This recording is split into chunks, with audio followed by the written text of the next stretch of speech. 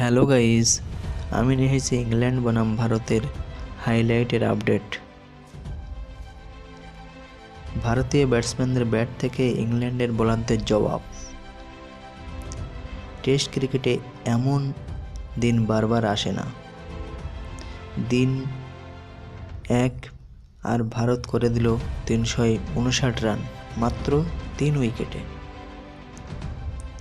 না, এটা শুধু রান নয়, এটা এক বার্তা, এক প্রভাব, এক স্টেটমেন্ট। শুভমান গিল শান্ত স্থির কিন্তু খুনে মেজাজে 175 বল খেলে 16টি চারে ভরা এক গর্বিত ইনিংস। 127 রানের শুধু পারফরমেন্স নয়, এটা ছিল একটা কবিতা যা লেখা হয়েছে শুভমান গিলের ব্যাট থেকে। ঋষভ পন্থ আগুনের মতো খেলছেন।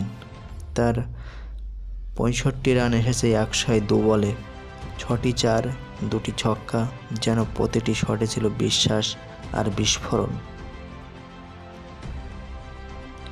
ওপেনার যশস্বী জয়সওয়াল 158 বল খেলে 101 রান তুলে দিলেন। তিনি দলকে এক শক্ত মজবুত ভিত তৈরি করে দিয়েছেন। তার আউটের পরেও থেমে থাকেনি ভারত, বরং চালিয়ে গেছে আক্রমণ।